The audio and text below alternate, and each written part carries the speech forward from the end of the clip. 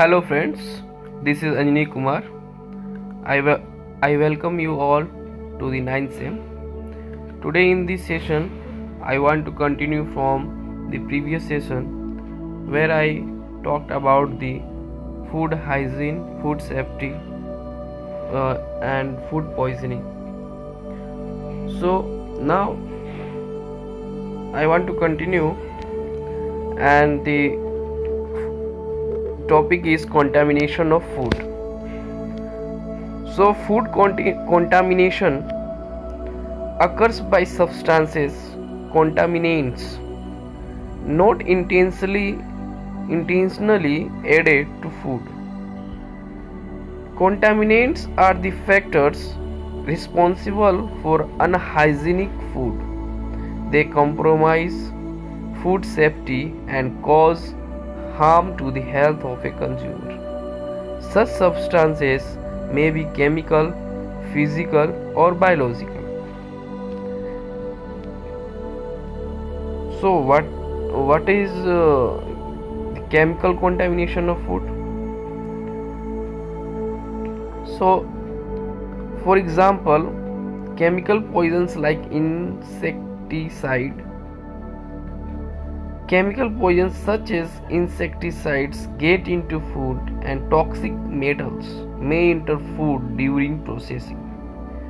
Poisonous plants like fungi, some types of mushrooms, and seafood produce chemicals or toxins which can cause illness if consumed incorrectly.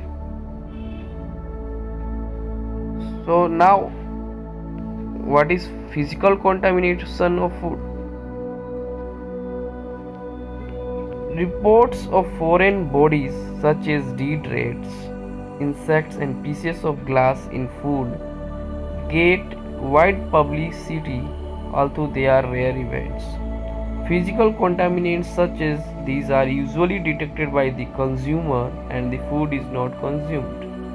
However, substances like glass or staple pins used for packing can be dangerous. These incidents rarely cause food poisoning but are, of course, highly undesirable. The next one is biological contamination of food. Biological contaminants include microorganisms, which are small organisms that can be seen only through a microscope. The most common types of microorganisms are bacteria and viruses. So, bacteria are the most common cause of food poisoning. They are small living organisms, often known as germs. They are so small that it is impossible to see them without a microscope. Bacteria are everywhere in soil, dust, water, the air around us, and on our bodies. It may take only a small number of bacteria to cause illness such as typhoid fever or food poisoning.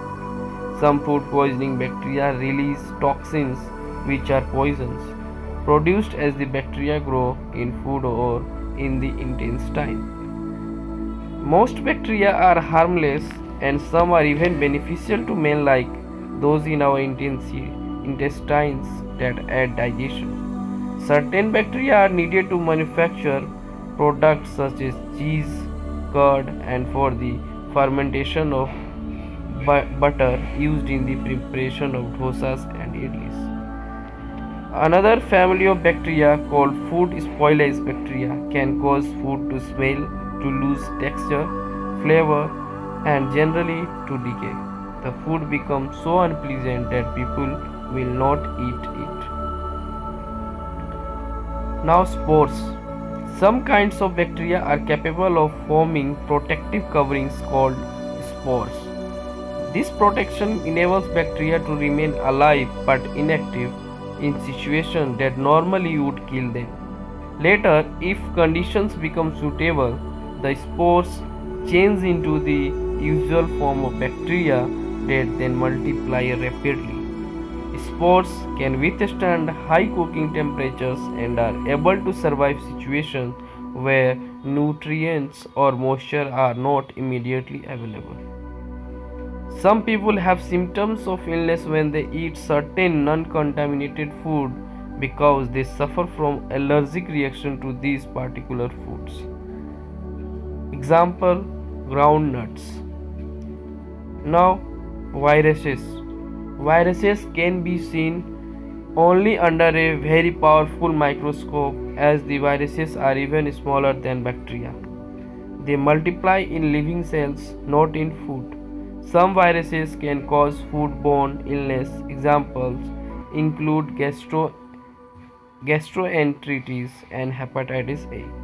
Although viruses are not considered in detail in this book, it should be noted that many of the measures that prevent contamination by bacteria also reduce the risk of viral infection. So, for today's session, it is now it's time to say bye. Thank you.